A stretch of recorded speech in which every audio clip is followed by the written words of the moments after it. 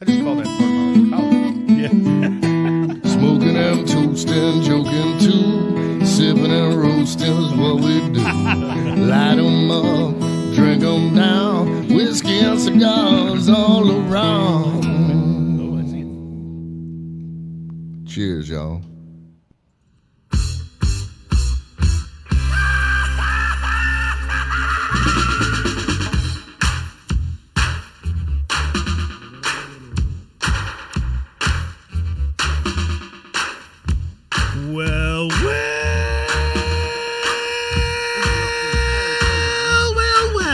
Yeah. Welcome, ladies and gentlemen, to this fine radio program and podcast extravaganza known to the many and the few, sorry, Budweiser, as Smoking and Toasting. Nice to have you on board for show number 121. We are thrilled to be here. We are all about craft beer, fine spirits, and hand-rolled cigars. So naturally, we're thrilled to be here because that's what we enjoy. That's what we like talking about. We are brought to you by B&B Butchers and Restaurant at 1814 Washington Ave in Houston and in the shops at Clear Fork in Fort Worth. My name is Cruz. My erstwhile counterpart and host to the masses is Mr. Ian Berry. Welcome. Howdy, y'all. Nice to have you on. Good to see you again. Yeah, it's good to see you again. I always look forward to doing this every week, and not just because of the drinking. Not just because of that. Not just because. It's entertaining for me because, I don't get to hang out with you because life gets in the way a lot of times as much as I like to, but I at least get to see you once a week. Well, and that's a good way to keep up with friends. Yes, it is. It's nice to be able to do this touching a base and sharing of, maybe a little drink, occasionally a little smoke, and it's a good thing too. Speaking of drink, on today's show, we're going to be talking about what I think are some very exciting beers. Our friends, I don't know if you can call them our friends, but we really like these guys at Platypus Brewing in Houston. They are located right across the parking lot from B&B Butchers and Restaurant. So it's a great place sometimes to go, like after you've been at B&B and enjoyed yourself and wander over there, get a craft brew or two. We even celebrated my birthday over there this year. Their beers are so good, too. The beers are great. Well, guess what? They're now available in stores. Congratulations in the greater Houston area. And I have brought in a can of their Platypus Brewing Bobby Dazzler, or Bobby Dazzler. Nice. As the Australians like to say. It's their Australian Blonde Ale. And so we'll be tasting that on the show. From Anchorage Brewing in Anchorage, Alaska, we have today the Gia Girl Double IPA in the tall, black, sleek can. Nice. Very nice. Looking forward to this. This is something I don't think we've had anything from Anchorage Brewing on before. And then from Vancouver, Washington, Heathen Brewing has released, and we have this in a bomber. It's very fancy. It's kind of like a bottle of Maker's Mark, has the wax on the top, It's the Mega Mint Imperial Chocolate Milk Stout. Mega Mint. I thought you'd be excited by Imperial Chocolate Milk Stout. No, but it doesn't sound as fun in a microphone as Mega Mint, yes. And Ian has brought some whiskey from his personal collection today. Ian, what's this whiskey we're going to be trying? This is the Old Forester 1897 Bottled in Bond. This Bottled is the Old in Forester. Bond, I love that. That's a hats off to the Bottled in Bond Act of, guess when? 1897. 1897, so it's how you remembered the year for the... There you have it. Yeah. See, as long as I stare at this bottle, I can remember when that act was. I think we may be staring at that bottle quite a bit later on in the show. It's actually really nice looking, classy looking bottle. It is. I don't think I've had Old Forester in quite some time, so this will be good. That's a great whiskey at a great price anyway. Do want to say thanks to our special guest last week. Well, he actually pod-crashed the show. He was our pod crash guest. Our pod crash guest. Yes, he wasn't. Although he is special. Wasn't a scheduled special guest, but Chris Hart was here last week. Thank you, Chris. Although, wait a second, stop. No one cares about Chris Hart. No one. Now, let me tell you how I know this. I was, and this is really Chris Hart's fault. Chris was on the show last week. He brought some amazing beers, some great spirits to taste. Brought a Bacardi rum that was just outstanding, and he had to go and do this. See, this is what happens when you listen to people like Chris Hart. He had to go and ask me if I'd ever read the reviews of Smoking and Toasting, like on iTunes and stuff. And then he told a story about, I guess, reading some of his reviews, and somebody, was giving him a hard time on the reviews or whatever, and he wanted to be able to respond. And it's like, I understand. No, when I don't read the reviews, I feel like that just throws me off, because you don't want to, start trying, too hard to adjust to people. Well, I've never read I mean? reviews because I like what we do, and I get positive feedback from people I know. Yeah. And I look at the numbers we run, and we do pretty well, and it expands a little bit every week. And I just get encouraged by that. Now, we're just two guys. Right. We're not perfect. We're not machines. We can make mistakes, and we may not be for everybody. And the problem I find with reviews is sometimes you just get people that are hateful on there. Now, not everybody's like that. Sometimes you find good constructive criticism on there as well. But and so so when Chris said this, of course, then he got me thinking, what, people actually reviewed the show? I suppose maybe I should go and look and see. Damn him for doing that, because I go, and so the first review I read, and I only read one, and in fact I didn't even finish it. But I only read part of the one review. The first review I read, the guy gave us, I think 3 stars out of 5. And he says, well, that's okay. Yeah. But he says, I wish I could rate this podcast higher, he says. And then he goes on to do a little bit of a critique, some of which was probably very constructive and probably things that we should do better. But then he goes, and they're always talking about this Chris and Alan guys and who's been on the show the most. No one cares about those guys. So from now on, whenever we mention Chris Hart, I think we have to do it with the caveat that no one cares about Chris Hart. Or Alan Denny either, for that matter. No one cares about those guys. Well, here's the thing. I get it. If you don't know these guys, you know where to come from. What guys are you talking about?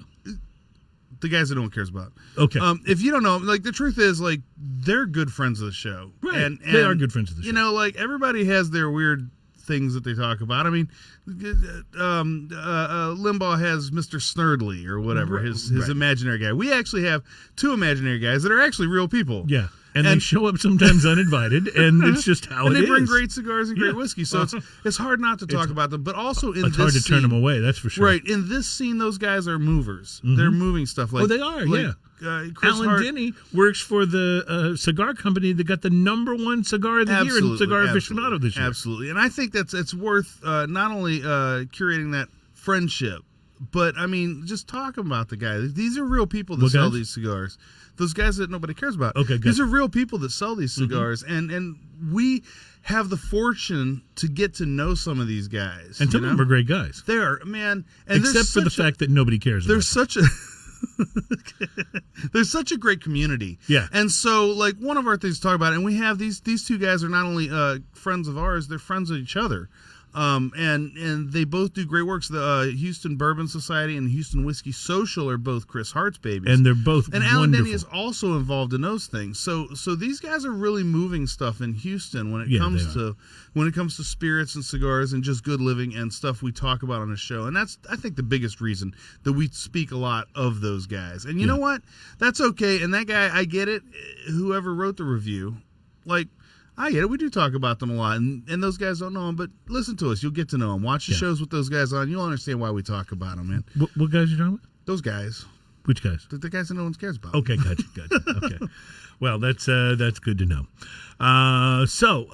It's been an interesting week. There is so much going on in the news, and we're finally going to get to this today. I think we've teased it a couple of times and just haven't got. Last week's show ran, ridiculously long, so we'll try not to do that today. But we are going to get to this because we haven't had a chance to do it yet, and I really want to. How not to be a jerk on a distillery tour. Have you ever been that guy, you think? I don't know. I'd have to read the script. Okay. Because sometimes you're a jerk and you don't realize it. Yeah, well, we'll get to that. We'll see if we've been guilty of when you ask things like, is this as good as Jack Daniels? That's probably being a jerk on the distillery tour. You have to do it in that voice, though, too. Yeah. What's the voice again? Is this as good as Jack Daniels? I like that voice. You got to get a little bit of the gurgle in there, too. I really do. We didn't get to this last week, although we did cover all the cigars that have been named the best of 2018. VinePair has actually named 2018's 50 best beers. So I want to talk about fun. that. Yeah. And Senator Marco Rubio, who was responsible for helping to introduce the first legislation for the exemption of premium cigars from the FDA oversight, has reintroduced this bill, so we'll tell you about that coming up on the show. And there is trouble in craft brewing. 2 Texas craft breweries have just closed their doors. Uh-oh. So we'll get to that. We'll talk about a lot of things that are going on in the news. But first, Ian, I thought, as I enjoy doing so much this time every week, thought I'd ask you if you'd smoked anything interesting lately. I did, actually. I did. You know, I went to do my normal thing. I got up a little early. I went over to Casa de Monte Cristo, formerly Serious Cigars. Mm-hmm. Love those guys. They always treat me so nice over there. And I was going to sit down and chill and smoke a cigar and do my review there. So I went into the humidor. I picked out 3 cigars, which I generally do. I don't know why 3 is the right number. I just buy 3 random cigars. And one of them I picked out was a little bit smaller than I usually get, which, by the way, is a 5 by something Robusto. Okay. Just that says something. Yeah. That's what you normally get, or that's a little smaller than I normally get. Yeah. Well, I know you like the gigantes. So. I like bigger cigars in general, but because I didn't have that much time, so I'm up there at the register and I'm paying for my cigars. I'm talking to the guys and we're talking about You should have a beer to go with that. I was like, I wish I did. And they're like, it's kind of early. I was like, well, I mean, I'm going to go do my show in a little while. It's my Thursday. It's okay. And we, laughed about that. And then I went, oh, no, I forgot to bring my whiskey with me for the show. Oh, because you were bringing the whiskey today, the Old Forester. Whiskey today. Yeah. So there it is sitting on my shelf at home. So I grabbed my cigars. I was like, thanks, guys. I ran out the door. Went and got my whiskey. It's not that far away, so it's not that big a deal. Right. But I had just enough time to light my cigar at the house and smoke it on the way over here and then sit in the parking lot and finish my cigar and talk about it. So, I actually had enough time. I walked in here right about the right time. So what was it you actually got to smoke? Well, I picked up a cigar because it looked awesome, and I totally just realized I forgot to send files to Adam, so we'll have to post these afterwards. I picked up a Foundry Time Flies. Oh, interesting. Now, have you seen this label? You got the band, You yes. would buy this because of this label alone. In fact, I have bought that because of the label. Let me just show that to the It's camera. an awesome label. Yeah, I have actually had this cigar, and you're totally correct. That was the reason I bought it, was that, well, anything with this label, I'm at least going to try it. I'll post pictures later. So I did. I'm sorry, I was almost on time, except for I forgot to send pictures for the review. Anyway, so this has this great kind of iridescent skull on it.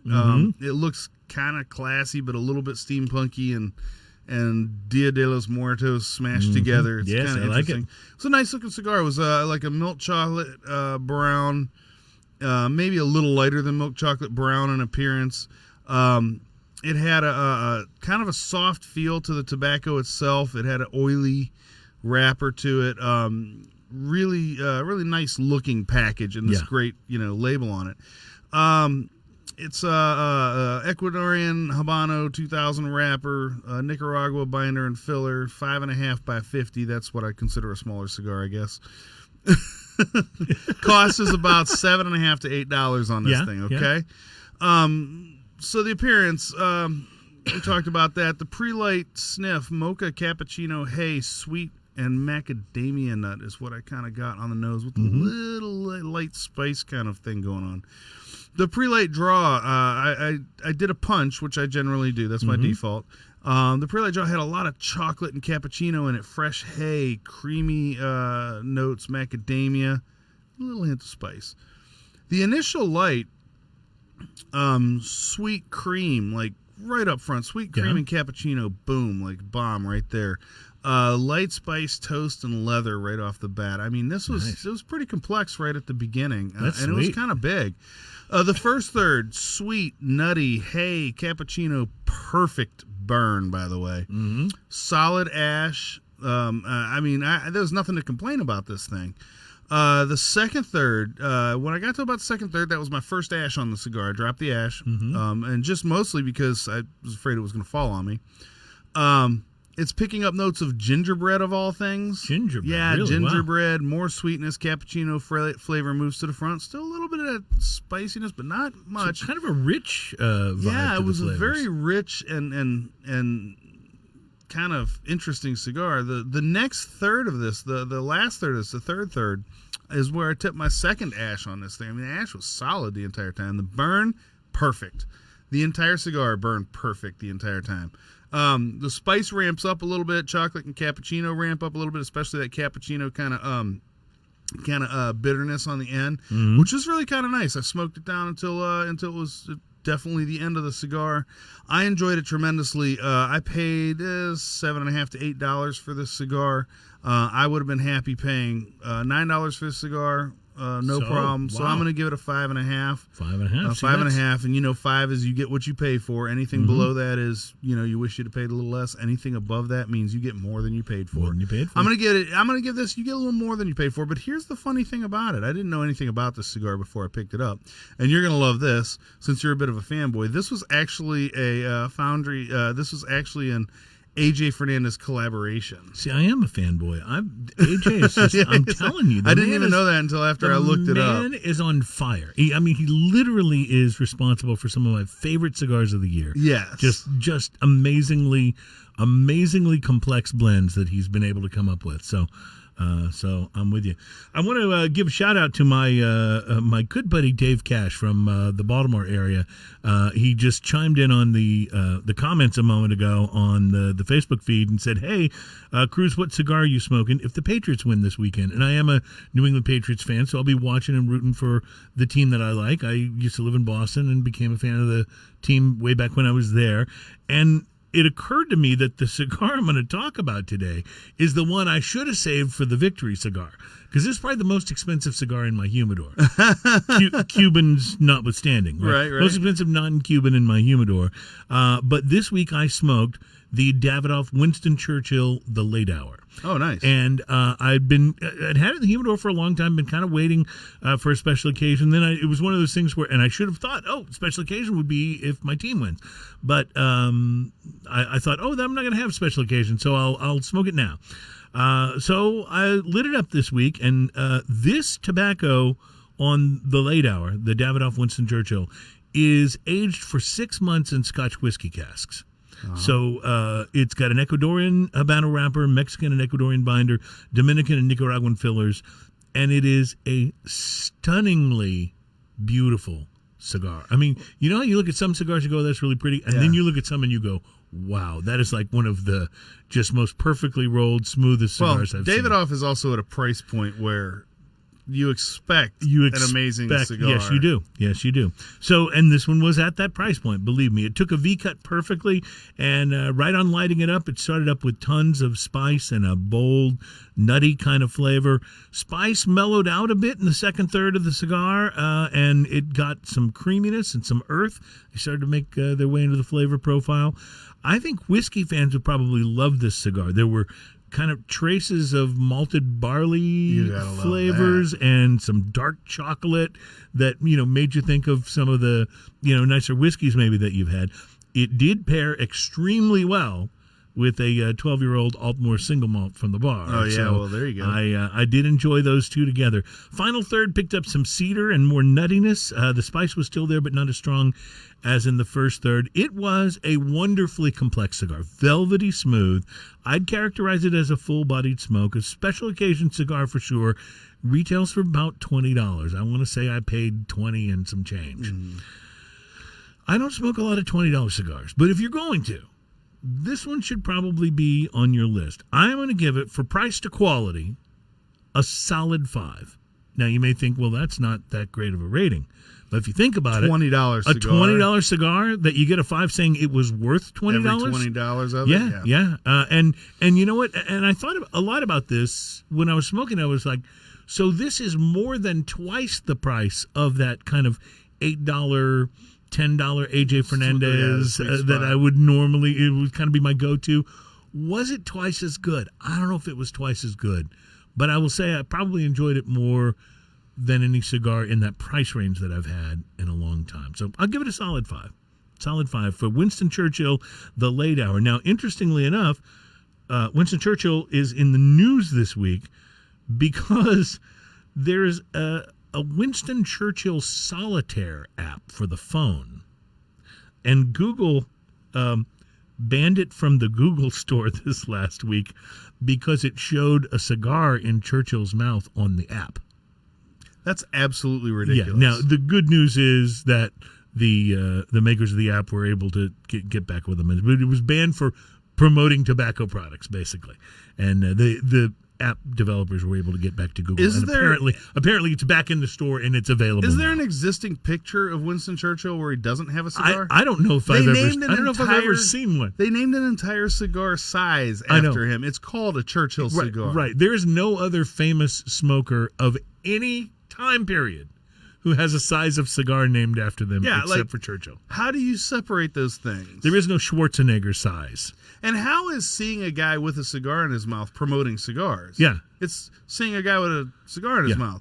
If that influences you one way or the other, you are a weak person. I would have expected it more from Apple, I say, even though I'm an Apple guy, than from Google. But at least Google... I'm a little disappointed in Google on that one. But at least they kind of realized that maybe that was a bit over the top and the app has been reinstated. So there you go. All right. Now, it's Smoking and Toasting. We are on show number 121. Today's show is about how not to be a jerk on a distillery tour. We're going to get back to that, and we're also going to taste the Bobby Dazzler, the Australian blonde ale from Platypus Brewing in Houston. That's going to be coming up, and it'll be in our next segment. You are listening to and watching Smoking and Toasting. Awesome.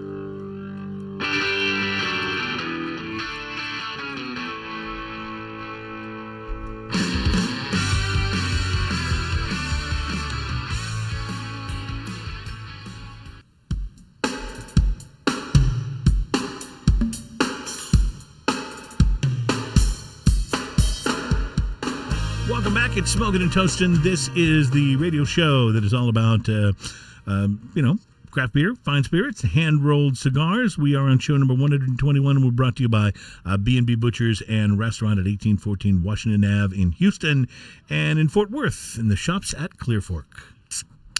Ooh, that was nice.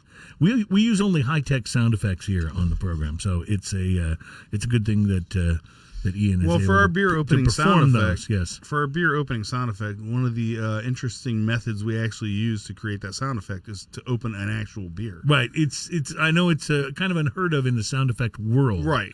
The professionals do it differently. They, create it from hitting two shoes together or something. But that's how we do it.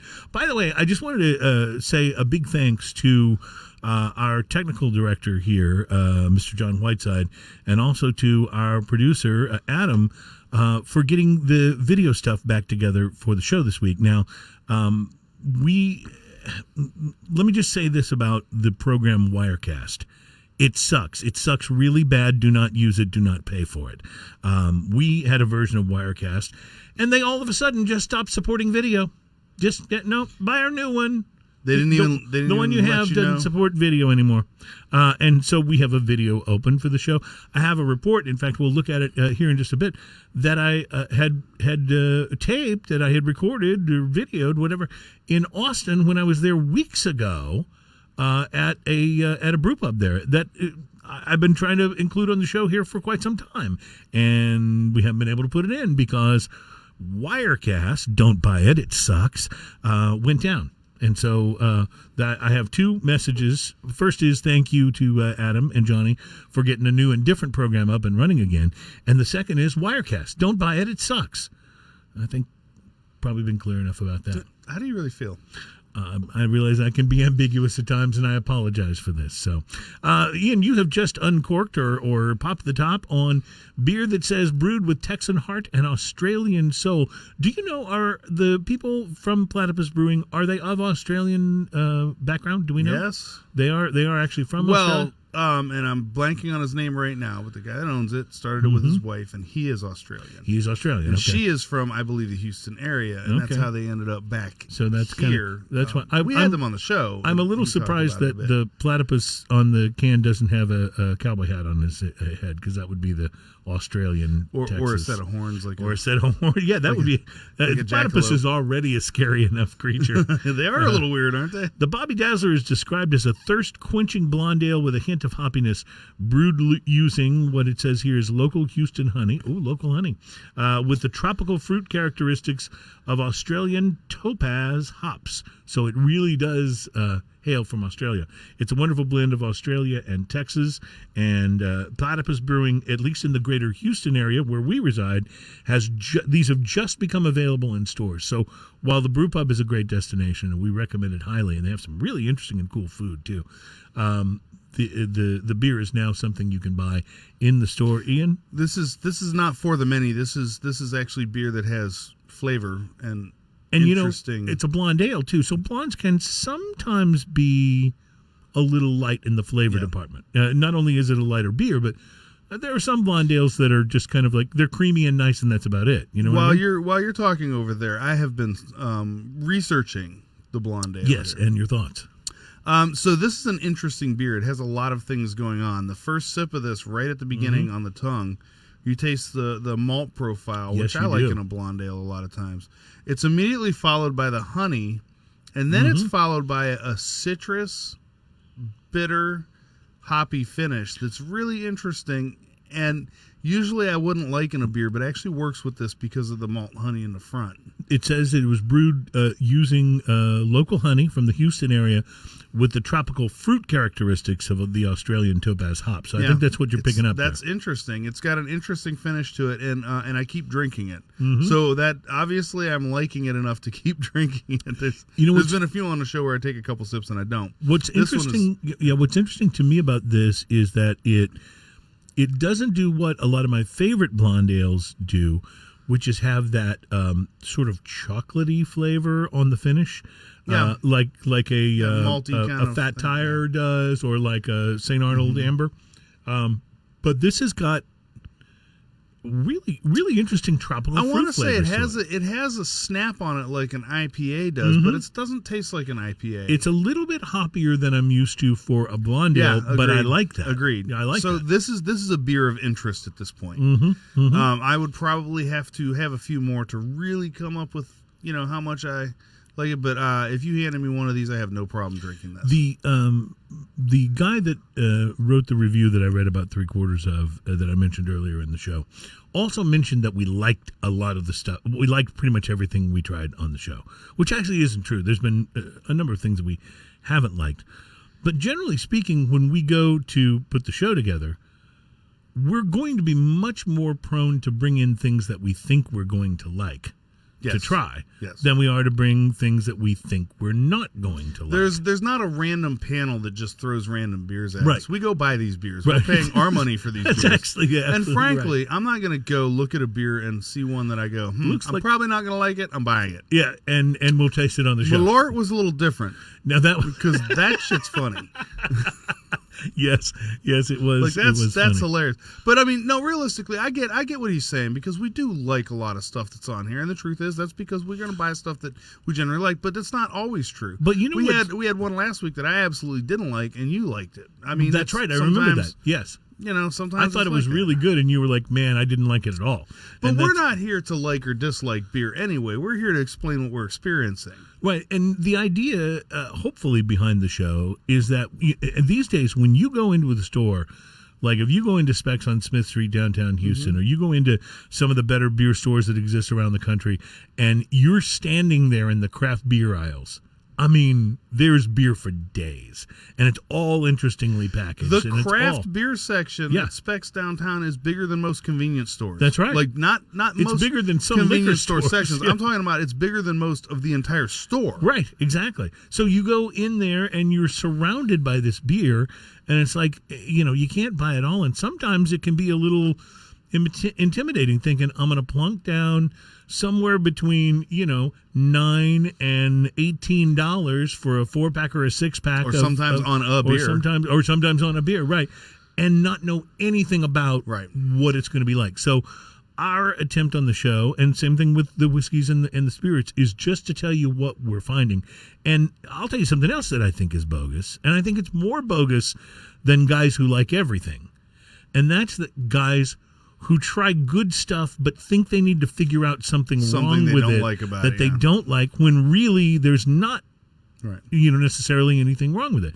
And by the way, even if we don't like something, that's about palate. Yeah.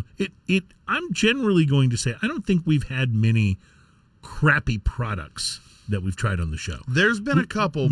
Yeah. But we're straight up about it, and we're not trying to be mean about it. Yeah, and generally speaking, though, it's just it doesn't speak to my palate, or it doesn't speak to your palate, or whatever.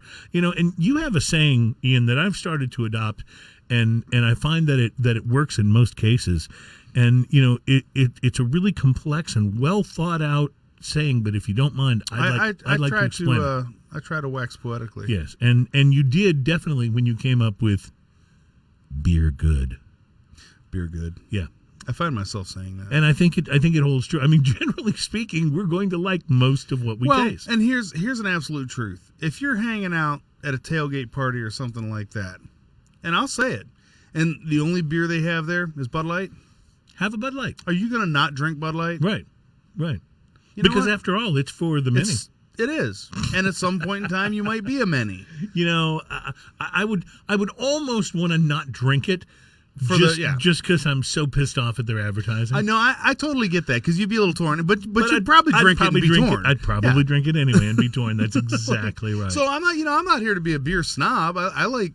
There's a lot of beers that I really like more than other beers, but I still like beer. Bloomberg has named, and I don't know why Bloomberg gets to name their favorite beers. I guess because anybody can do it. But Bloomberg has named their favorite new beers of 2018. Lay it on me. And I will start out by telling you I did not like the first one. Didn't like it at all. And it's the Sweetwater 420 strain G13. It's an American IPA, but it includes strains of marijuana derivatives like CBD. I don't think either one of us really like that one very much. I just didn't find it appetizing. I don't dislike that smell, that aroma, but there was something about it with the hops in the beer didn't work for me. Now, I might have to get used to that because word is that's going to be one of the big trends for craft beer for the next couple of years is that beer that is that includes some cannabis. But kudos for them for trying. Oh yeah, I mean, frankly, and I like Sweetwater and I like their regular IPA. I just it just wasn't to my taste. I didn't like it. So, but it made one of the best beers of 2018 from Bloomberg. So again, it's about palate. Somebody really liked this, or it wouldn't have made this list. Try that. Okay. Drake's Brewing's Brightside Extra Brut, a Brut IPA that is 7% ABV from San Leandro, California, made the list. I don't think either of us have had that, have we? I don't think so. I don't think I've seen a Drake's Brewing before. The Sierra Nevada Celebration 2018. This is their Celebration is like their Christmas beer. Yeah, there's nothing wrong with Nevada. That. And I think they do it differently every year, like the folks do at Anchor. At Anchor, yeah.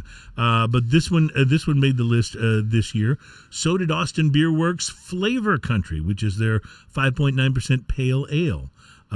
Very interesting. I don't think I've had the Flavor Country. Have you? Austin Beer Works, I've had a few of their beers. I don't think I've had the Flavor Country either. Yeah, so we definitely have to try some of that on the show soon. Austin Beer Works is a good overall brewery. Like everything they put out is absolutely, quality. Absolutely, great quality. Grim Artisanal Ales Castling. It's a Belgian style pale ale / IPA. Was also named to this list. As was these are lagers now. Ardent Brewing's Pilsner, Threes Brewing's People Power, which is a 5% Pilsner, Wayfinder Terrifico. Have not had that. I haven't had any of those. Three. No, nothing you've named yet. And now from the section of this they call the funky stuff, Holy Mountain Vesper. The style is a table beer. It's 3.9% ABV. Okay. So do you understand what a beer has to be classified as a table beer? I think that could be a name that they've come up with, or it could be an actual terminology. But I'd imagine it's like table wine. It's just a lower. I think it's like farmhouse ales. I think it's the lower same ABV, general, more sessionable. Like saison style. They used to have what's called farmhouse. small beer too, which was very, very low alcohol. I thought that was like Mickey's Big Mouths. Well, that is also small beer, but I think the terminology has changed. I think you're right. Fermentary Formation, oak aged golden ale from Philadelphia, and then what they call the nightcap, Firestone Walker and Creature Comforts Mother's Milk. This was a collaboration between those two breweries, Firestone Walker and Creature Comforts. It's an Imperial Milk Porter at 11.6. I bet that's fun. I haven't tried that. So that was their list of the 11. So I thought that was interesting, and we're going to talk about the other list here a little bit later on the show. But just one of the fun things about this is, like, you just read, like a best of list. Mm-hmm.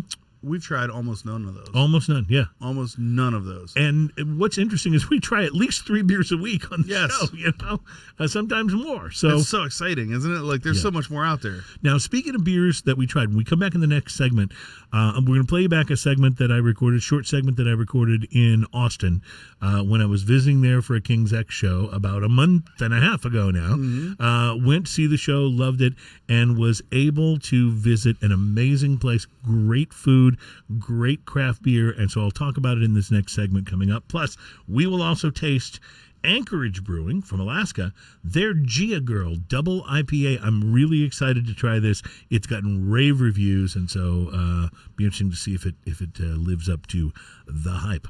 And we'll get to that all coming up in the next segment. You are listening to Smoking and Toasting.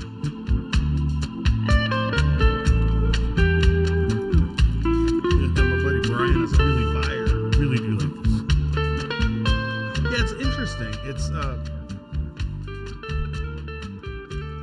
the problem I have with that is I like it enough, but at their brewery they have other beers. They have other beers you like even more. Yeah.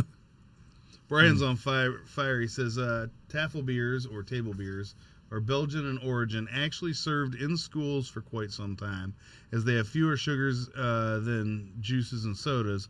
Most are between 2 and 3% ABV. That makes sense. Okay. I'm going to just grab a napkin real quick. All right. Can I go to the school that serves table beer? Yeah, right?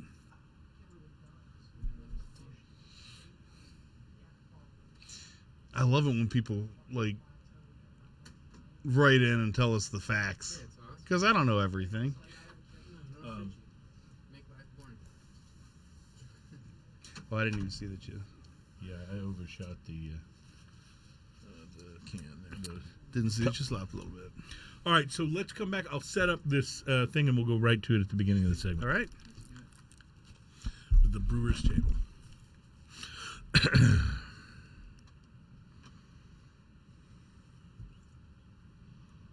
right, ready? Mm-hmm.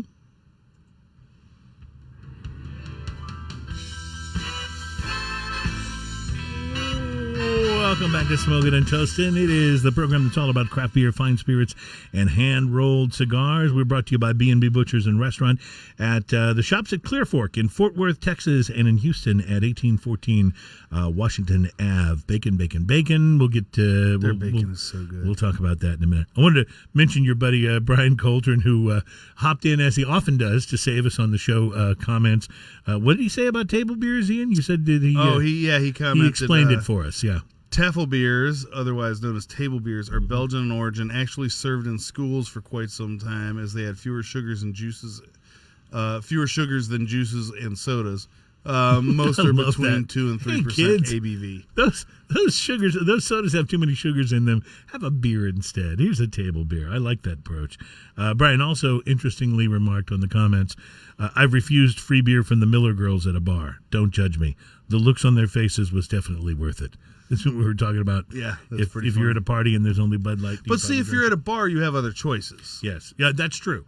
That's true. And we were even talking about that. You mentioned that in the break about the Bobby Dazzler, the blonde ale that we just tried. You said as good as it is, you've had some of the other beers at Platypus that you like even better. So chances are you probably wouldn't order the Bobby Dazzler. Right. Even though I do like it. Yeah, exactly.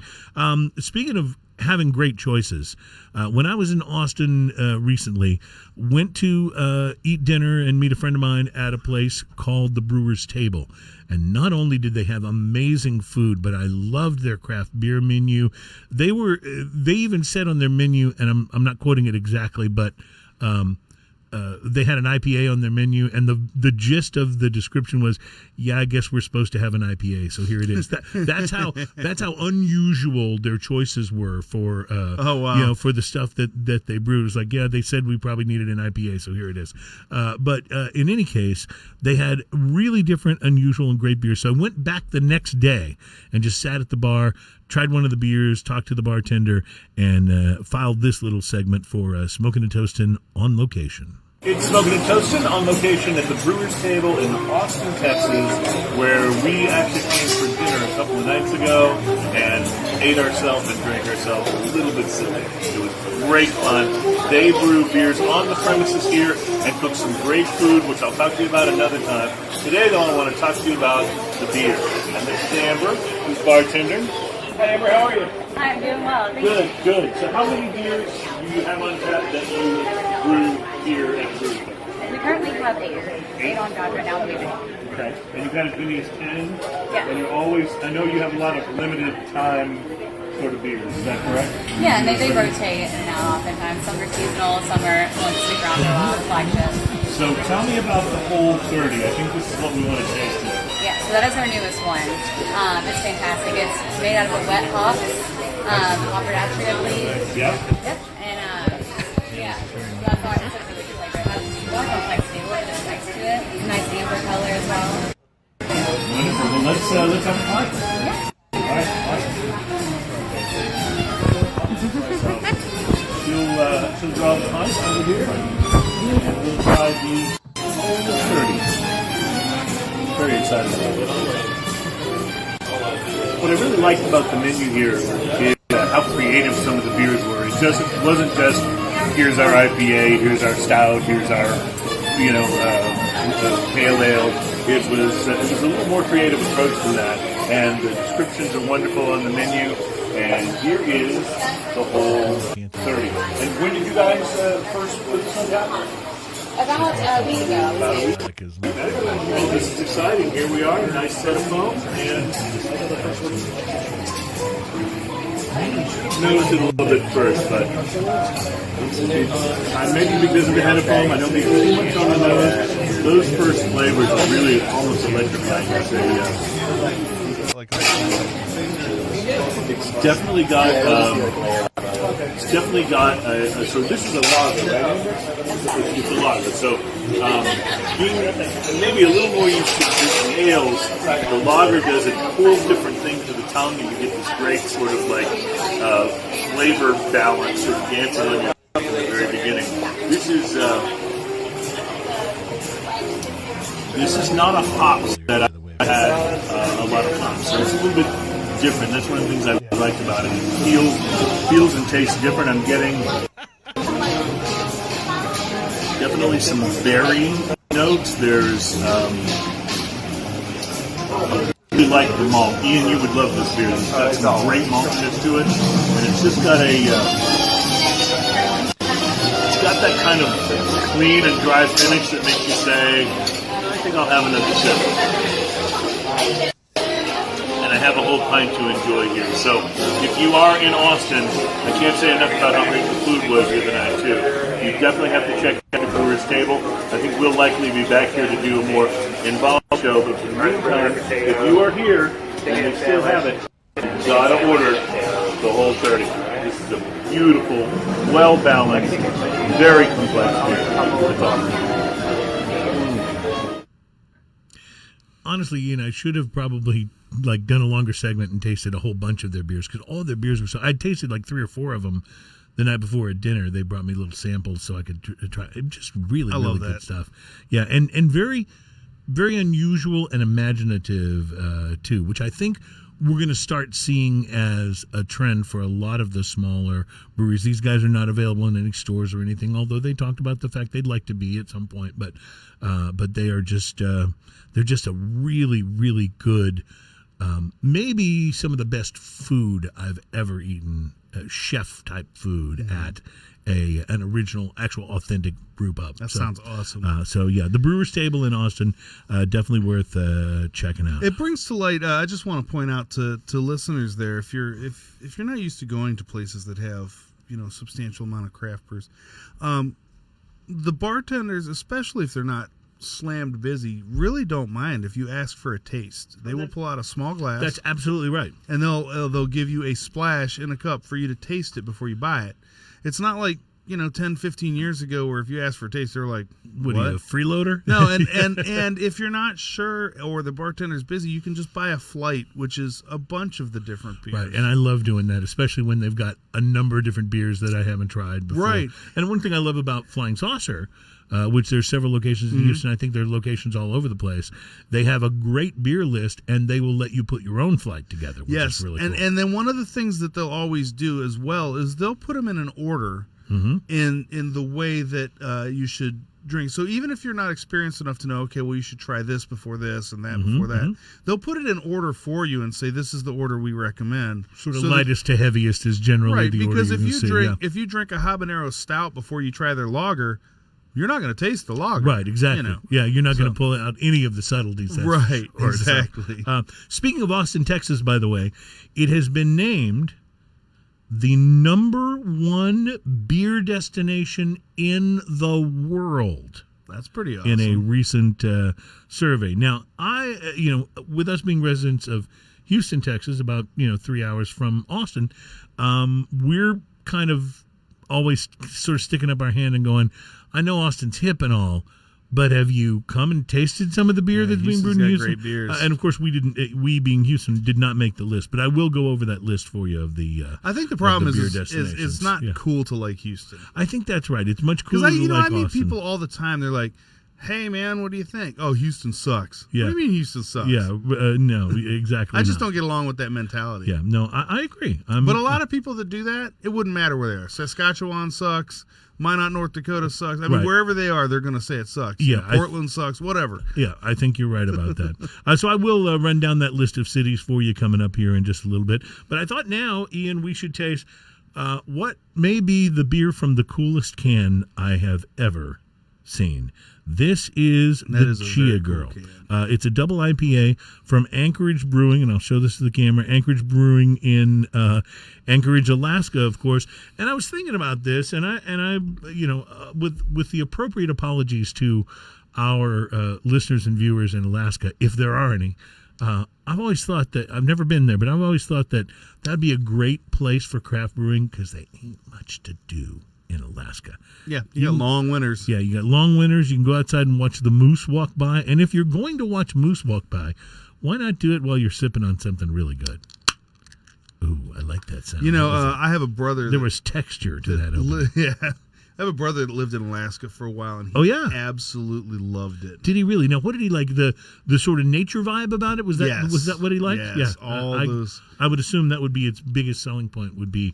I think left to his own devices, he'd be a bit of a hermit as well. Yeah. So, plus, apparently, if you stand in the right place, you could see Russia from your house. So, I've heard that. Yeah, that's another. I saw that on TV. It must be true. Yeah, of course. Gia Girl is a double IPA from Anchorage. What smells like it? Brewed and canned in Anchorage, Alaska, and the can doesn't tell us too much about Gia Girl, but apparently this is considered to be one of the real up-and-coming craft breweries in the United States. This has a beautiful fruity funkiness right on the nose. Yeah, it has hops and a beautiful fruity funkiness. It's definitely got some fruitiness. Now, it's a double IPA, so it's 8.4 ABV, and these cans are pint cans, so I'm guessing it's a bit of a specialty brew. You're right, though. Very fruity on the nose when you kind of take that first whiff.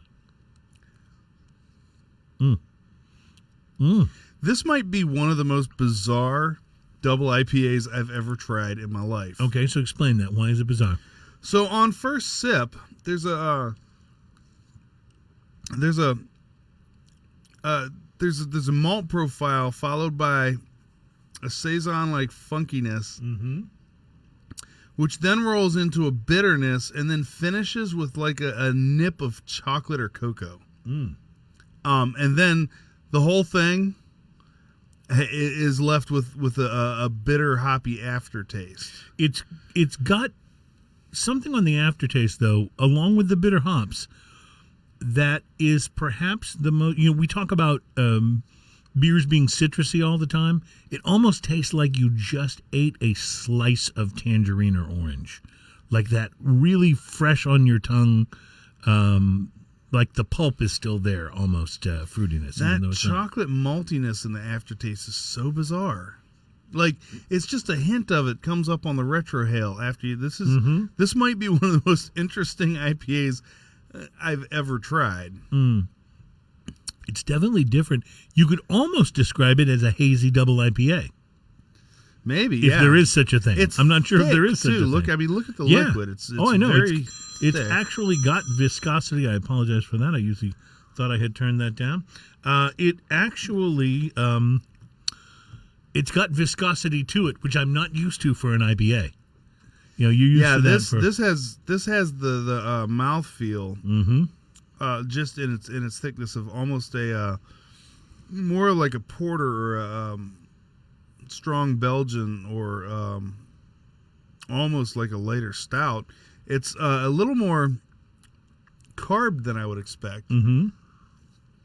I'm curious, and I'll try it towards the end of the show how it tastes when it's been open and warmed up a little bit. Warmed up a little bit because it is cold. Yeah, it's definitely because cold. I bet there's a lot of flavors in there. Like this is probably, I don't know if you're supposed to drink this quite this cold.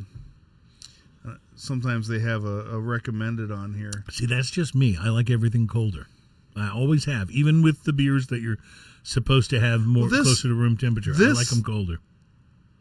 This tastes really. I'm going to fill up this glass because I want to let it sit there. And so let me ask you this again: do you like this? And I know you're not the IPA guy, but do you like this? Kind of yes. And I'll tell you, I'll tell you why it's a kind of yes. My knee-jerk reaction to the initial flavors on this is everything I don't like in an IPA. Being a little hoppier, a little stronger. It's a little pine coney. Like it sits on my tongue right now. The aftertaste is a little pine coney, and some other things. And that's okay. That's indicative of the style. That's a me thing. However, it's so darn interesting. And there's like, along with that pine coney bitter aftertaste, citrusy bitter aftertaste, is a little bit of chocolate in there, like just on the retrohale. Just it's so bizarre. You know when you get a cigar that is really, really complex, maybe more complex than you were expecting, right? Right. And there's all these different like flavors that are in there, and maybe you really were just kind of thinking, I want to smoke a cigar and have that, sort of something simple. Right. And it isn't simple at all. And your first reaction is like, that's interesting. But what has a tendency to happen is that as you smoke it, that interesting begins to like work on right. You know what I mean? And you start going, ooh, and you start appreciating it more. And I have a feeling that this beer is like that. And I really like this, by the way. I think it's one of the most unique IPAs I've ever tasted. Yeah, it's incredibly interesting. I've never had another IPA that tasted like this ever. Whereas a lot of times, even among my favorite ones, I immediately can go, this is similar to another IPA that I had, but maybe a little different in this way. I've never had anything that tasted like this. The very front of the palate on this and the smell of this almost remind me of a 120-minute IPA. Very interesting, and that's a very complex IPA too. It is, but this tastes nothing like it once you take a sip. And a 120-minute IPA, I absolutely love. I will never pass one of those up. I just have a feeling if you had but I'm willing to bet, these, and I can't wait to see like when this warms up a little bit. I want to see what it does because I'm willing to bet if me and you were to split a glass of this at the house, that by the end of that half glass, I'd probably go, let's split another one, maybe. Yeah. I want to see what it does when it warms up. I have a feeling. Very interesting. It is incredibly interesting. If you're into big, interesting IPAs, if you just want something that's not going to taste like anything else you've tasted in the IPA world, yeah, this is an experience. See if you can hunt down the Gia. This is not a session beer. It's also at like beautiful 8.9. can too. It's really a gorgeous can. It's like it's almost part of the experience. As intricate and interesting as that drawing is, that's how intricate and interesting the beer is. Fascinating stuff. All right, let me give you this list of the top beer destinations in the world, of which Austin was named number one. Now, I guess there's a little bit of a difference between beer city and beer destination, because the idea behind this is if you're going to travel somewhere and are looking for a great beer place to visit, This is what they recommend. And this comes, by the way, from Vine Pair, which I have to say is a pretty reputable website when it comes to these type of things. You know, I was kind of making fun of Bloomberg, like what do they know about beer? Right. But Vine Pair they kind of got their thing going on. I've read some really good and informative stuff. So this will be interesting. At number 10, they have Paris, France, as a beer destination. They say you've heard of it, light love and haute couture. You may be less familiar, however, with Paris's emerging beer scene. I was going to say, because traditionally Paris doesn't make, like, they've got Francis Connor and something else. They talk about session IPAs, frites in Chimay cheese, and Hoppy Corner is an area near a series of restaurants, bars, and pastry place. Offers a mix of French, Belgian, and American craft beers. It's also, by the way, metalhead friendly. And American craft beers. That's hilarious. Yes. So you know, what's funny is, I guess beer destinations, I mean, at that point in time, you're in France. Right. You know, that's something to be said about that in the first place. Well, a lot of people go to France to drink wine. So it's interesting that the craft beer scene is on the rise. Right. In Paris in particular. Number 9, not a big surprise, Seattle, Washington. Not a big surprise that it's on the list. More than 360 bars and restaurants opened in Seattle in 2018. Wow. Future Primitive Brewing, a small brewery specializing in sessionable little beers. We just talked about little beers on the show, and boom, there you go. They officially opened to the public this year. Seattle's 60 breweries and counting, they say, also include cult favorites like Reuben's Brews, Holy Mountain, and Cloudburst, along with long-established classics like Pike. Now, at number 8, the most surprising city on this list to me, Tokyo, Japan. Really? Yes. Now, I think of Japan for whiskey. Yeah.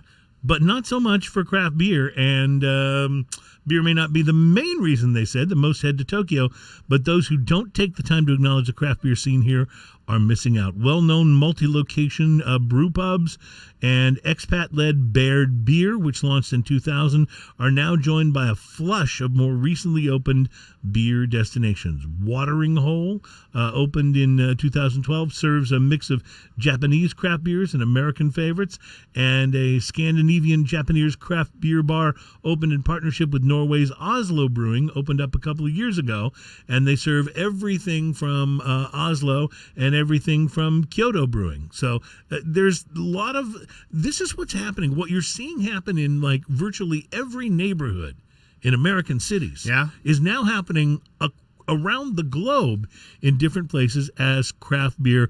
The little place that I love to go in Mexico, where Adam and I filed the report on that rum from, it's not a great location for beer. You can basically get, Tecate and a few other things in the, I think we were able to buy some Sam Adams in the grocery store in Zihuatanejo. The owner of the place there told me the last time we were there that there's 3 craft breweries about to open in the area. Craft breweries and this place is in the middle of nowhere in Mexico. This is how pervasive the whole craft beer thing has become, and how sort of linked to the local area most of these things are. So I find this all very interesting. At number 7 on the list, Rochester, New York. Not a place I would think of as a wouldn't have guessed haven for craft beer, but if you're going to be in Rochester, I guess you might as well visit some craft breweries. Sound like a good plan to me. Raleigh, North Carolina was at 6. Los Angeles, California at 5. A bit of a surprise here primarily because Los Angeles made the list and San Francisco did not. Wow. And you think of San Francisco much more as a craft beer destination, I think, than Los Angeles. But one of the things that this article is really pointing out is how things are shifting, and how some areas that may have been a little less craft beer friendly, like Los Angeles, they point out, have really begun to come on in the last year or so. At number 4, Atlanta, Georgia. At number 3, now this one doesn't surprise me, New Orleans, Louisiana. Yeah, doesn't surprise me at all. There is some great brewing going on. Yeah, when I went there last year, I mean, I went through a ton of New Orleans brews and tried. And there's so many great ones, and NOLA isn't even in New Orleans. It's like outside the city a little ways.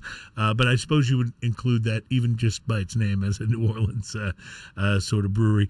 At number 2 on the list, Berlin, Germany. Germany's capital is celebrating 2 anniversaries this year: 30 years since the fall of the Berlin Wall, and 100 years of Bauhaus, the architectural monument that celebrated a series of events throughout the year, including a festival starting in January. Of course, if you're going to Berlin, you can go for Oktoberfest, or you can go in the summer for Berlin Beer Week, which is a 10-day multi-venue Berlin beer experience, July the 19th through the 28th. So it's listed as a big, besides all of the sort of historic German beer styles, German IPAs, for example, are really on the rise now. So this just gives us more stuff to try. Much beer, so little It's time. incredibly interesting how the United States has taken craft beer to a level where the rest of the entire world there's no question has to pay attention now, because and has to reference American craft beer in as the standard. 1990, if you say, where do I go to get beer? Germany. Europe, Germany. Sure, right. Yeah. Okay, in 1998, Mm-hmm. that's where you're starting to go, oh, okay, wait a second. Right. By 2005, the whole rest of the world's looking at us going, That's right. What the heck? Mm-hmm. We've got companies, great beer companies like Guinness, making an American pale ale, and they're doing a damn good job of That's it, by the right. way. And much respect to Guinness for expanding their line, considering they never had to before. And when you look at an article like this, and Paris, France, is talking about American craft beer as a certain standard and a certain style and stuff that they're shooting for, well, that tells you a lot. It's been the craft brewing, which really started with the home brewing explosion, and then became the craft beer. Well, the home brewing in the explosion United was in the States. 80s and 90s, so it had to lead somewhere. There are now more craft breweries in Austin, Texas than any other city in the state of Texas. The city is home to some of the country's best lager brewers, they say in this article, as they name Austin number 1, like Live Oak and Austin Beer Garden Brewing Company. I'm going to stop you right there. Live Oak Hefeweizen is the best Hefeweizen out there. It's unbelievable. Really the best you've had. It's the best I even know. That's a great I brewer. generally don't even like the style Hefeweizen, and that one's so good I will buy it. All right, all the time. We should have. I don't think we've ever tasted the Hefeweizen on the show. We should do that. I don't know. We should. If we did, it was long enough ago to where it doesn't matter. If we did, it sounds delicious. Let's do it again. See, there we go. Liking everything. Yep. So the Austin Beer Garden Brewing's their lager has taken home 2 gold medals at the Great American Beer Festival, and Austin Beer Works won a Great American Beer Festival bronze for their light lager last year. And then it actually mentions, and I did not know this until just this moment, it says here, Austin's beer and food pairing game is equally impressive, spanning esoteric newcomers like the Brewer's Table, which is nice, where I just filed the report from, as an upscale brew club aspiring to batch craft beer and kolaches, which pairs Texas' beloved pastry kolaches with local brews. Now, the rest of the world doesn't understand kolache, by the way. So they don't. Let's explain kolache for a moment. I'm going to let you explain it. Okay. Kolache, as we know it, Uh-huh. is a wonderful, wonderful breakfast thing. This is a pastry with a hot dog-like substance, sausage inside. Some sort of weenie inside, yes. And usually with a little bit of cheese if I'm ordering it. They are out. It's like a pig in a blanket, but not really. It's a little hard to It's a more describe. breakfasty version of the pig in the blanket. Yeah, it's just so good. I make them at my house. I buy the little Pillsbury croissant rolls, and I buy the little smoky sausage, breakfast sausage thingies, and just roll them up, make them at my house. They're fantastic. The kolaches are just outstanding. And you don't get them outside of Texas at all. If you say kolache, they have no idea what you're saying. And I will They're tell like, you, bless it's actually, I know it was mentioned here in this Austin article, but it's really more of a Houston thing, the kolache. It's even much more prevalent in Houston than in other places. All right, before we wrap up this segment, Ian, you've allowed the Gia Girl IPA, double IPA, to warm. It's better warm. I like it better warm with a little less carb. It's actually quite good. It's less bitter. Yes, I will say the last swallow or so that I had warmed up a bit, and I thought, I am pulling more flavors out of here now. Yeah. It's a rounder flavor overall. It's not quite as sharp on the beginning. So I think this beer, like for me, this is pour me a glass and let it sit for a few. Like I would pour this halfway through my previous beer.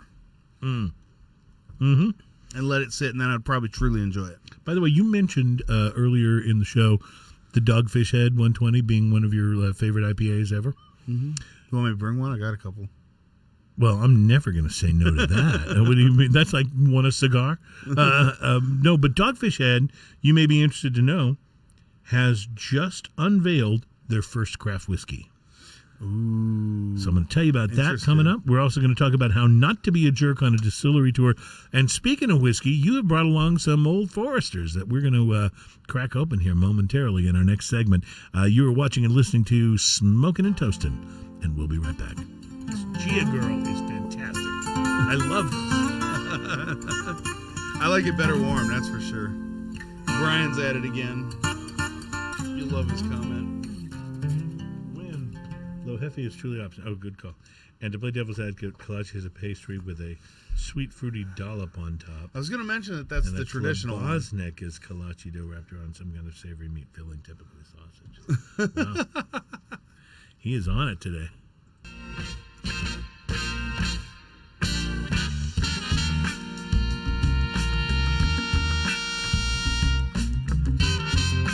Welcome back to Smoking and Toasting. It is so nice to have you on board with us as we do the 121st show of this very little program. We are brought to you by B&B Butchers and Restaurant at 1814 Washington Ave in Houston, and in the shops at Clear Fork in Fort Worth. We have talked about this many times, but it deserves to be mentioned again.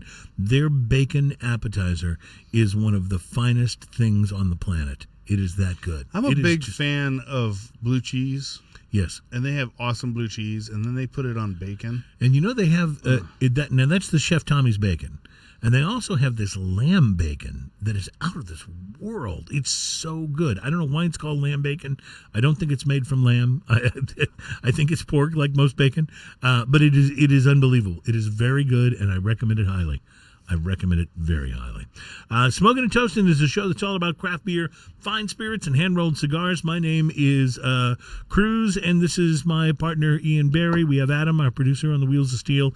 I don't know that you could say that it signals trouble for the craft beer industry, but maybe 2 Texas craft breweries have shut their doors just recently. In December, Big Ben Brewing announced it was suspending its operations. Big Ben Brewing. I believe we've had some of their beers on the show here before, Ian. And Noble Ray Brewing in Dallas just filed for bankruptcy protection. Justin Kendall is the assistant editor at Brewbound, an industry trade publication. He says that Big Ben's troubles are connected to the failure of a Canadian company that was supposed to supply the brewery with new equipment. They'd paid a deposit, which apparently they lost, at least temporarily, when the supplier went into receivership, and they couldn't bounce back from that, which I totally can understand, because most of these guys' profit margins are not big. Craft brewing is not necessarily a way to get rich, guys. I mean, it really isn't. That's definitely a labor of love. It's a way to pursue your dream, perhaps, but not necessarily a way to get rich.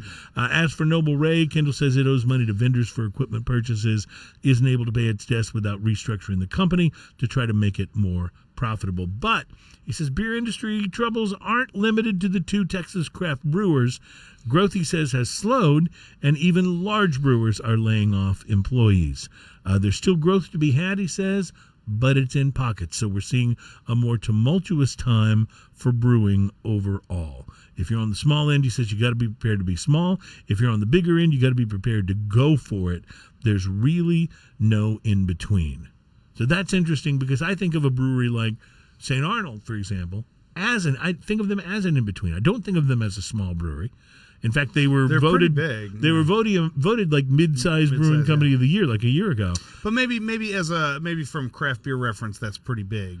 Maybe versus I don't think of them as big like Sam Adams big. I mean, they're only available in Texas for one thing. But someone like Platypus that we tried earlier, that's small. That's very small. As a matter of fact, they're just a brew house with food, and they just recently put anything on the shelf. Yep. Which is, like that's small growth, but that's still growth.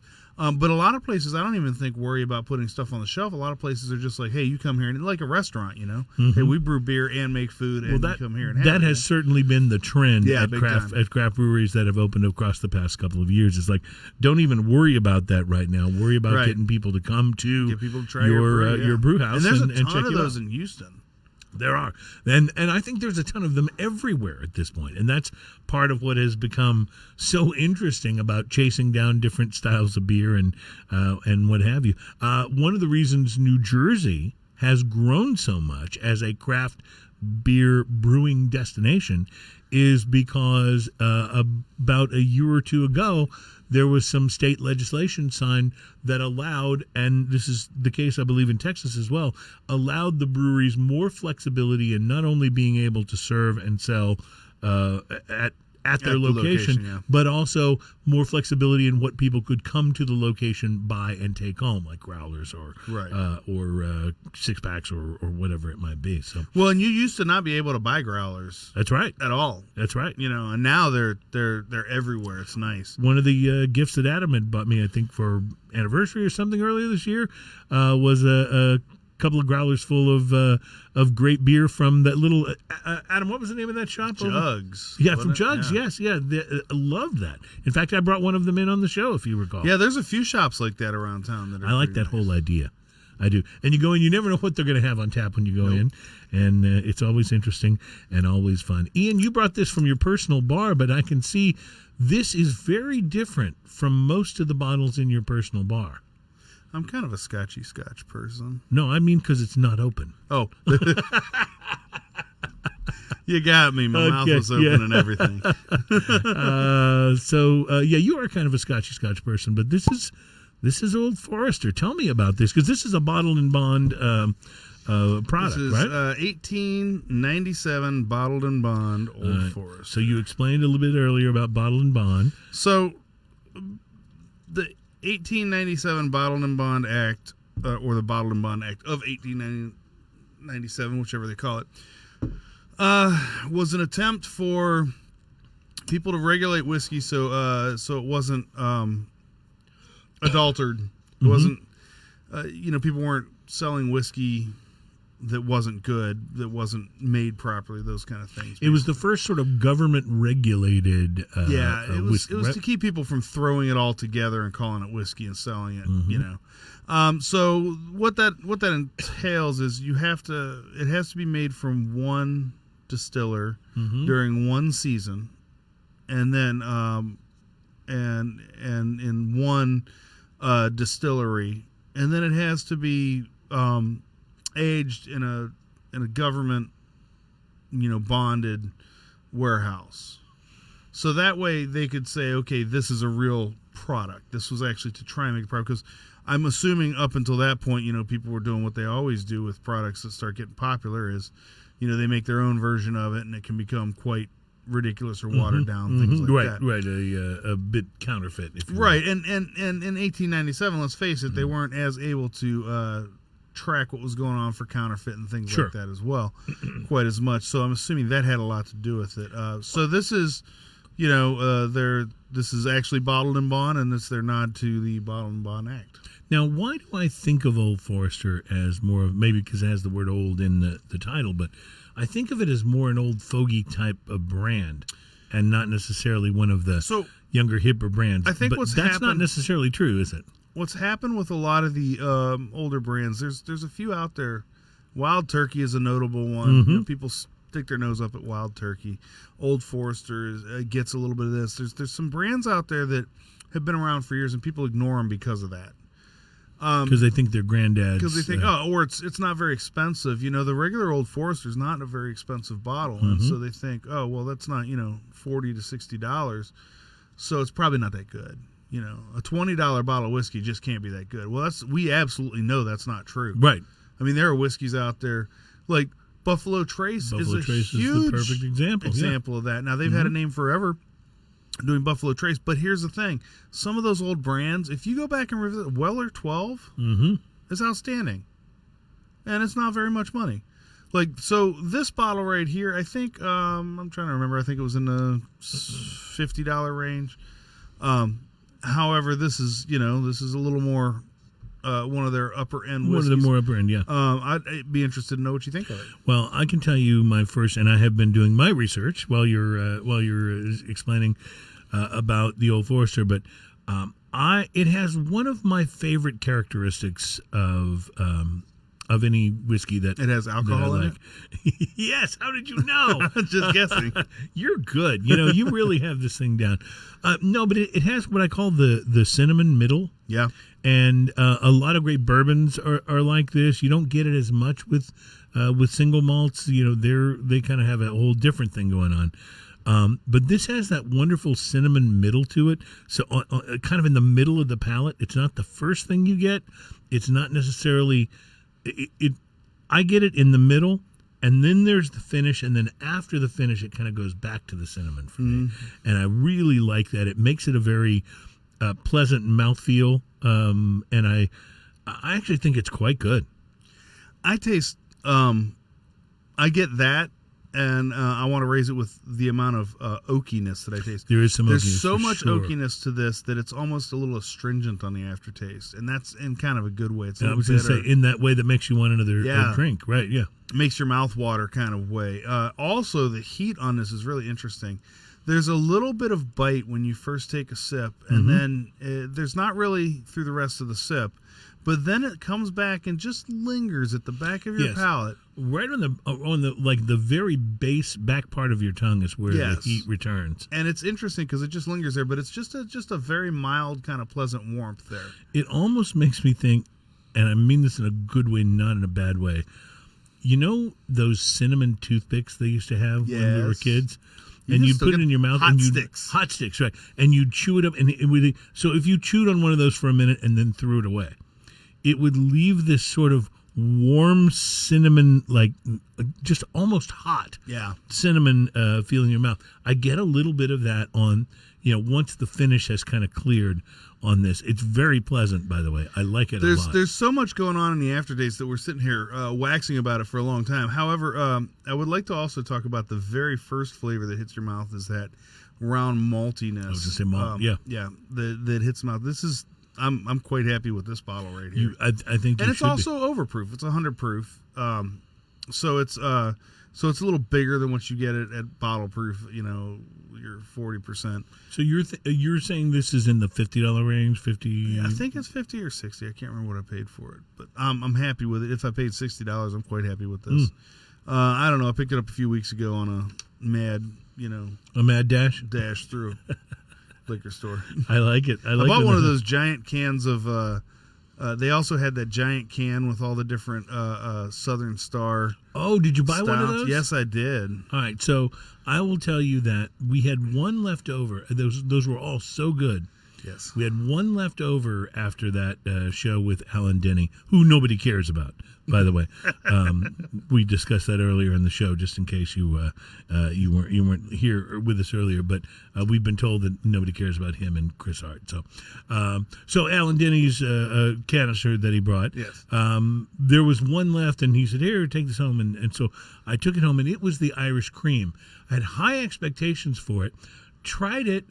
And was not all that impressed with it, but remembered how much I had loved the other ones. Red Velvet Cake. The Red Velvet Cake was outstanding. The orange one. Oh my God, the chocolate orange. Oh, yeah. So, but I think that the Red Velvet, because I've had all the other ones now a little bit. The Red Velvet Cake and the chocolate orange, I think, were the outstanding ones in there. The other ones were good enough, but those two were just pretty amazing. Yes, I completely agree. The other one was s'mores. That was pretty S'mores, good. I thought was very good. Yeah, that was pretty good. No, I thought it was really, really good. So, all right. So I'm looking for my story here. I apologize. I'm slightly distracted here. Was looking for the story to tell you about. Oh, yes. I know what I'm looking for. How not to be a jerk in a distillery tour. I'm going to hold that until our final segment. We'll get to that in just a moment. Is this story going to be "Don't be like me"? Yeah, it's basically says don't be like Ian. See that the guy end. over there? Don't be like Ian. The end. Follow him. Don't do what he does. But this is there. I'm going to hold on to that. We'll do it in the last segment because there's a very important, very very important story that we need to share. So you remember when that phrase "Thank you, Obama" became a thing? Thanks, Obama. Yeah, thanks, Obama. Now we need to do thanks, Trump. Because, and this isn't a political segment, by the way. All I'm saying is because the government can't get things together and in this government shutdown, it means no new craft beer. No new craft beers can be approved. Dang it. During the government shutdown. Thanks, Trump. Thanks, Trump.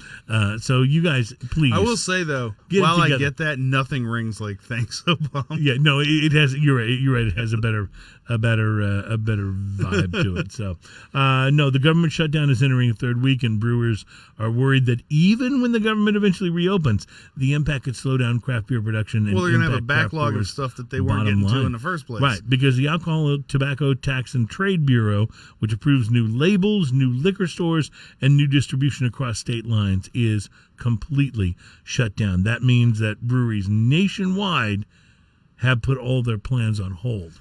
Thanks, Trump. Yeah, exactly. So, all right, with that, we're going to take a quick break. We'll be back for our final segment. We will go over how not to be a jerk on a distillery tour, and we're going to be tasting. I'm so excited for you to taste this, Ian. I haven't tasted it yet, but I'm really excited to see what you think of Heathen Brewing's Mega Mint. It's an Imperial chocolate milk stout from Vancouver, Washington. We'll be trying it coming up in our final segment at Smoking and Toasting. When we introduce Mega Mint, should we do it in like a monster truck show voice? The Mega Mint.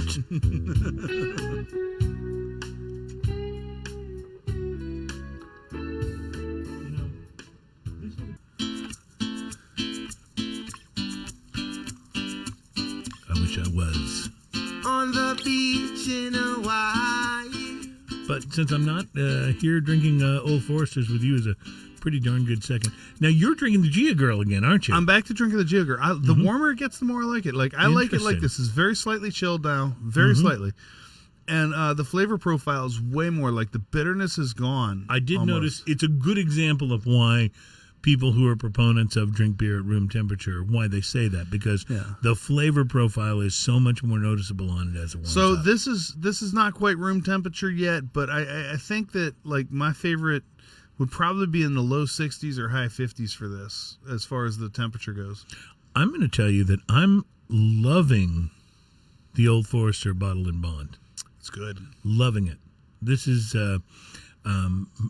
just as good, if not maybe even better, than the whiskey that we had a couple of weeks ago. The Whitmeyers? The Whitmeyers, yeah. Oh, man, I love the Whitmeyers I got. That was good. I'd have to put this right up next to it, but I love that Whitmeyers. Yeah, it was really good. And the Jefferson Brothers that we had, like this rivals that, I think. Mm-hmm. Yeah. Maybe the Whitmeyers is better. The Jefferson Brothers and this are on about the same level. No, this is delicious, though, anyway. Actually, it goes oddly well with the beer that I just with had. the Gia Girl. Interesting, because you don't necessarily think of IPAs and whiskeys as... IPA and rye whiskey always goes together. Yeah, right, because you get that. But IPA and non-rye whiskey, not always. In this case, though, not bad. Yeah. Not bad. Well, we're going to be trying the Mega Mint. The Imperial Chocolate Milk Stout from Heathen Brewing in Vancouver, Washington, in just a few moments. But first, and I'm really excited about this, Ian, because I think you're going to love this, distillery etiquette. How not to be a jerk on a distillery tour. All right, talk to me. This comes to us from liquor.com, a site that we really love here on the show. Whether you're headed on an excursion, they say, to the Bourbon Trail, or just visiting, your local micro distillery, there's a few tips to follow when you show up to tour and taste. Number one, don't name drop and expect special treatment. You ever do that? I don't think so. The easiest way to irk the employees at a distillery, they say, especially one with a smaller staff, tell everybody that you know the owners. but you didn't make an appointment ahead of time, and you show up on peak Saturday hours unannounced, expecting a private tour. Yeah. Yeah, I can see that. So don't name drop, especially if you don't actually know the owner's names. That's when it's the most. That's when awkward. It's embarrassing. Yeah, and embarrassing. Number 2. No, about the closest I ever get to that is if I do know the owner, I'll ask, "Is so and so here?" Yeah, and that's it. If they're there, great. If they're not, it's okay. You're going to take the tour anyway. Yep. Number 2, keep your hands off the equipment. That's a big one. Yeah, those shiny copper stills are pretty to look at, but don't touch them. Kaylee Shoemaker, who's the head distiller for Hangar One Vodka in San Francisco, says, we got a variety of tours and tastings available, all of which revolve around our working stills that tend to run very, very hot. So you don't want to touch the stills because they may be, among other reasons, they may be very hot. So. Not to mention, they have to go back and repolish the copper if you touch it. Yeah, and even though I love that scene in Cheers where Norm goes in as a beer taster and hugs the big vats of beers, they say, we try to remind them the equipment doesn't generally like being hugged, no matter how tempting. The equipment's a little standoffish. Yeah, and by the way, unless you've been instructed that it's okay to do so, maybe you don't want to dip your finger into the fermenting tank of mash either. Just a quick little thought. Number 3, don't rehash a bad experience that made you swear off of a spirit for life. Again, while you're on the distillery tour. You can do that when you're out with your buddies drinking, but if you ever got sick from, fill in the blank booze that one time in college, keep it to yourself and have an open mind. When you're doing the distillery tour, when you're talking about when it's in college, there's only 2 booze that happens with. Well, tequila and what else?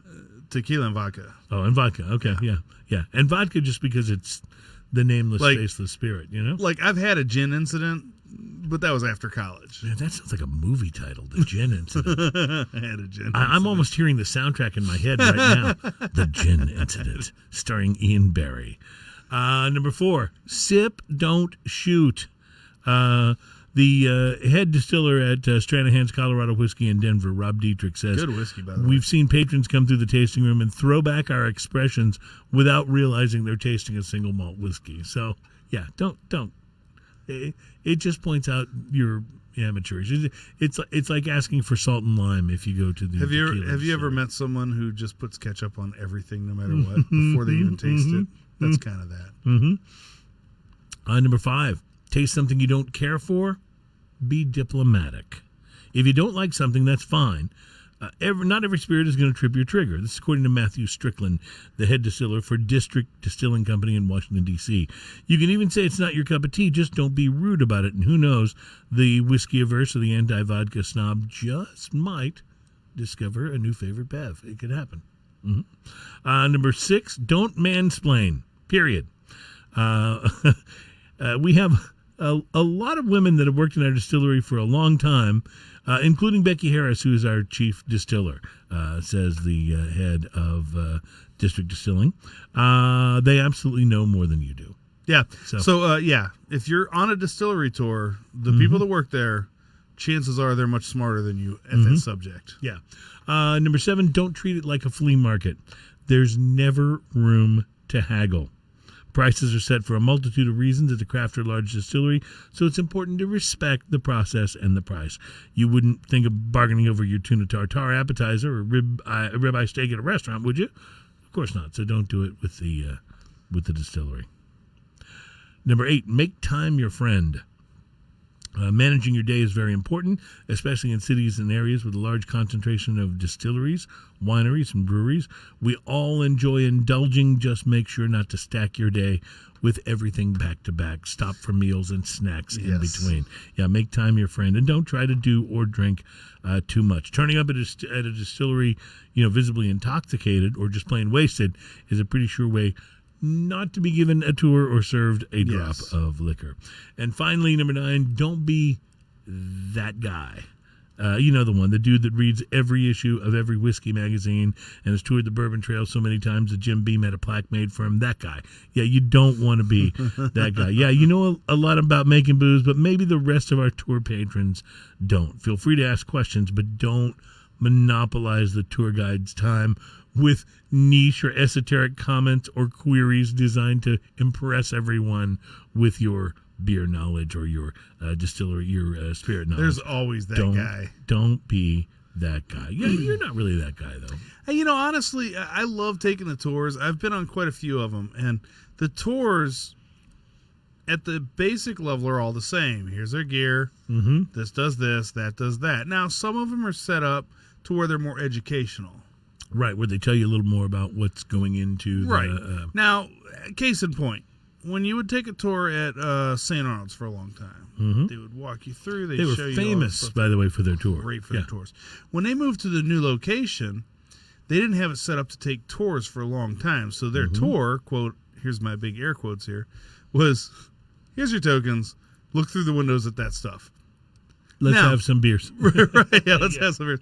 And then they've since changed that. But it's funny because, like, your beer or brewery or distillery tour can be anywhere in between all that. Right. I frankly just enjoy them anyway. The thing is, if you go on a tour and it's a free tour, great. If you pay a little bit for the tour, even better. You're supporting that business. And my thought is I would rather support those businesses. Even if there's a business that doesn't make stuff that I like very much, that's fine. I'll support it because it's not my flavor. Doesn't mean it's not good. And doesn't mean it's not great for other Yeah, people and that you know the and tours love. are fun. you know? And some of them are educational. Some of them are just like, here's that stuff, here's that stuff. But I just enjoy the time there. I think that these distillery tours and brewery tours are really going to become a bigger and bigger thing in the next few years. I think it's going to be a big part because the general public seems to be more interested in educating themselves about what the process is of what they're drinking, what they're interested in. Interesting. Well, Like, it is interesting. Turning and if you grain sit, into spirit is if interesting. if you sit next to a random person at the bar and get into a conversation about what they're drinking, you're going to find that person today is much more likely to know a lot about whatever spirit or craft beer they're drinking or what they like than say 5 years ago, 10 years ago. It's just this is part of the culture, you know? Yep. And people find it interesting. Speaking of interesting, I'm very interested in what this is going to taste like. It's the Mega Mint Imperial Chocolate Stout. Oh, now that was Imperial Chocolate Stout. that was kind of like the raceway The monster truck. Yeah. Well, if you look, it's got a monster. The Mega Mint. Look at the artwork up there. It's from Heathen Brewing. Heathen Brewing is one of the really super hip and up-and-coming breweries from Vancouver, Washington. A lot of people talking about this. This is our first time to have something from those guys on the show. Ian has already taken the wax top off for us and then just opened this up. And this comes to us in a bomber, and it looks very interesting. The artwork is awesome. I love the Mega Mint Imperial Chocolate Stout. I love the minty-looking wax that was That was some dripped seriously across thick the top. wax, by the Yes, way. it was. You struggled with that actually during the break, getting that off of there. I thought it was going to kick my butt. I have a feeling the Mega Mint may still do that all by itself. We shall see. It looks good. Oh, It looks like dark, thick liquid. well. This is really interesting because you're going to find, I think, that the nose on this, Ian, is different from any beer you've ever poured before. I may have underpoured you there, That's okay. or overpoured me. I'm not sure. I what think happened. there's probably some truth to both of those things. So the nose on this, what are you getting from it? Well, mint, first of all, which is not Yeah, something I'm weird. used to. Yeah, kind of a weird mint. Not something I'm used to getting. It almost smells like a peppermint patty. Like spearmint gum. Right, with a really strong sort of mint to it. And there's Like definitely usually, chocolate if in you there. have something with mint in it, it's going to have chocolate, which this does. But you smell the mint before the chocolate. I will tell you, if this tastes like it smells, I think I'm likely to be disappointed. Really? Not that I don't like the nose, but I'm not wanting it to taste that sort of, you know what I mean? All right, I'm just going to say, oh my gosh. Really? Yeah. Now, you can decide right now whether it meant that is good or bad. But oh my gosh. Wow. This is actually a very entertaining beer.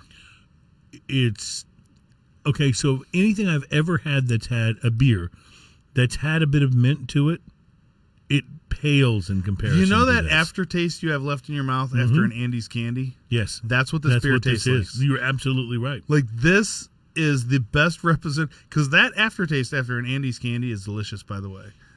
Like, it's almost better than the candy itself. So it's interesting. I'm looking at the label on this, and by the way, this is a 9% Mega Mint. ABV on the Mega Mint. It says, I just want to say it like monster truck voice all the time. it says big and bold with a touch of mint. I'm going to tell you there's more than a touch of mint here. There's definitely more than a touch of mint. But it's described as an Imperial chocolate milk stout. And it does taste like chocolate milk with mint. I mean, it really does. Not just chocolate, but chocolate milk. I'm amazed that the mouthfeel on this is a little thinner than I initially thought the liquid was going to be, but it's really good. It says this Imperial chocolate milk stout is kicked up a notch by using fresh picked mint in the process.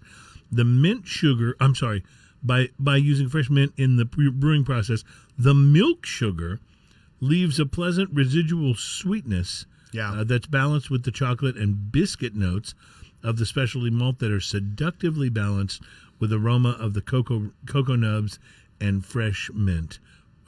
When ready to sip a thin mint cookie, crack the wax seal and enjoy dessert. Yeah, thin mints, cookies, very much like that. But the Andes candy is what really... There is almost a little graham crackerness to this too, that maybe that thin mint cookie might bring up. This is an outstanding product. You know what's fascinating? On today's show, the Gia Girl may be one of the most complex IPAs we've ever tried. I talked about the Davidoff Winston Churchill, the Late Hour cigar, which may be one of the more complex cigars I've had in a long time. And now this, which is easily the most complex stout that I've tried. There's in a long time. lot going on in that stout. It's just been a show for complexity, don't you think? And I don't feel like we're really all that complex of guys. So Beer Geek, water, malt, 2-row biscuit, chocolate, honey, midnight wheat. Oh, honey and midnight wheat hops. Honey and midnight wheat, and then hops are mangum, willamette, and a bunch of other things. You were so right about the Andes candy. It's the perfect way to describe what that is. And that is what I was smelling on the nose at the beginning. But there's something about it in the mix of the flavors on the palate that really works. Like, it doesn't do what I was worried it would do and have that too sweet a mint. It doesn't leave a sickly sweet at all either. Not at all. It's very beer flavored. Well, some of these aren't though. Some of the big, when you start adding a bunch of chocolate and a bunch of other stuff to the flavors, sometimes they get less beer flavored and they're not as interesting. This is a beer. It's definitely a stout, and it has the stout flavor right through the middle of it. But the chocolate and the mint are amazing. The finish on this is amazing. Yes. Like, it literally is that. Now, if you don't like Andes candies, do not buy this beer. Right, because it tastes like a big old Andes Or like candy. they said, thin mints. I go with that. They're kind of in the same realm, if you ask me. But Thin Mints, the Girl Scout cookie, the Girl Scout cookie thin mints, which are Wow. oddly good. And I never take a bite out of it. I just put the whole thing in my mouth and then crunch it up. What does that say about me? Anyway. I think it tells us a lot, actually. I really do. Well, I will say it's been interesting. We've made it through the entire show without being pod crashed by Alan Denny, who no one cares about. Neither Alan Denny or Chris Hart, who also is cared about by no one. So it's been. I don't know. It's been interesting. Mentioned that the cigar bill, the premium exemption, has been reintroduced by Senator Marco Rubio. Told you about the Churchill Solitaire app. Wow, I think we've done all the stuff that we promised to do on the show. Austin named the number one beer destination. And on next week's show, by the way, the best craft beers if you're watching your waistline. Now, this isn't about, it's January. Everybody's like trying to go back to the gym, do New Year's resolutions and stuff.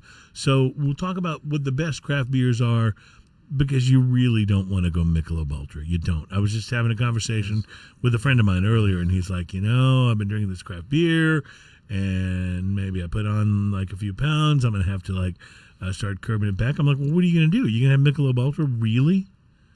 He's like, I know, that would be awful. So we'll talk about this next week. The top craft beers if you are watching your waistline. There's some pretty good ones, by the way. And we're talking real, legitimate craft beers. This isn't a trick, by the way. I would also point out that there's some good vodkas out there that are fine to drink by themselves. Now, not all vodkas are like that.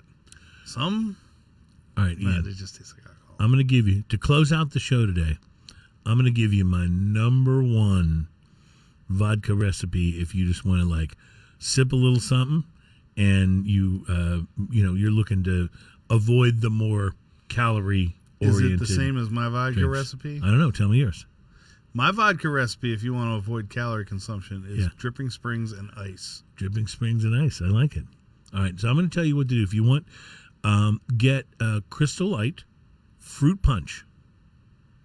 Make the Crystal Light fruit punch. Really?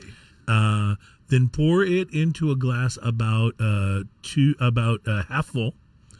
Pour 1/3 vodka and 1/3 Topo Chico. Dude, it's so refreshing, so delicious, and you do it over ice, of And course. very little calorie. And very little calories. And Nice. you get that little vodka happiness. Mm-hmm.